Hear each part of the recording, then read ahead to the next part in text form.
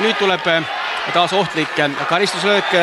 Palli juures on Kvisvik ja Proten jooksis sinna nüüd Eesti meeste müüri segama.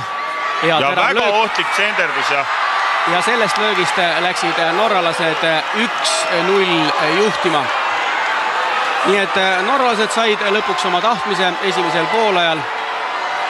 Edukalt välja mängitud karistuslöök. Nii et Norra koondis juhib A. Le Coq Arenal Eesti meeskonna vastu 1-0. Frude Jonsson lõi oma Norra koondise karjääri 7. värava. Ja peaga lööb selle.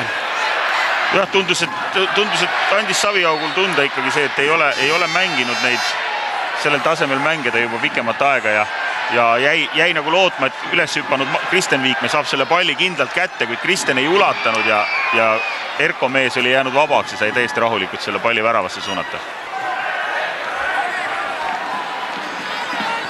Et see mänguskeem ja kuidas nagu norrakatel mängida on väga selline lihtne, aga samas see lihtsus teeb ta ka nagu teostatavaks lihtsamini, et kõik teavad, mida teha ja mängivad niimoodi ja tulemus on jälle siin, et tegelikult jälle samamoodi, et tõsteti pikk pall sinna kasti, kus siis üritati katta ja jagati see vabale mehele ja Proten seekord enam ei eksinud. Ja ütleme nii, et 2 korda järjest siis norralased seda kingitust vastu võtmata ei jätnud, nii et oleme jäänud 0-2 kaotusseisu. Norralased lõid siis kohe teise poole alguses teise värava ja värava autoriks on 22-aastane Daniel Proten, kes oli aktiivne ka esimesel poolajal ja lõpuks norralased siis oma tahtmise teise poole alguses kohe said. Nii et oleme jäänud 2 värava kaotusseisu. Rooba. Väga selline natukene saamatu värav oli, et ei saanud nagu keegi õieti nii palju jao. Väga pikka kasvu, ligi 2 meetrit. Tenko pika palli ette. Teever võitleb, pall jääb Reimile. Reim. Sestab sinna Sahharov. Ja Sahharov lööb 1-2 Eesti meeskonna poolt vaadatuna.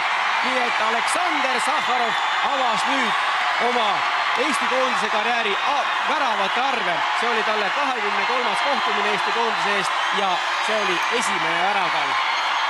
Ja ei antud andeks norrakatele ka seda ainsat eksimust ja karistati ära ja nüüd kindlasti sul oli õigus siis, et enne 75. minutit me skandinaavlaste vastu väravaid ei löö. Just, me vaatame. Reimilt igal juhul taas väga ilus tõste sinna ja kaitse hindas valesti ja eksis.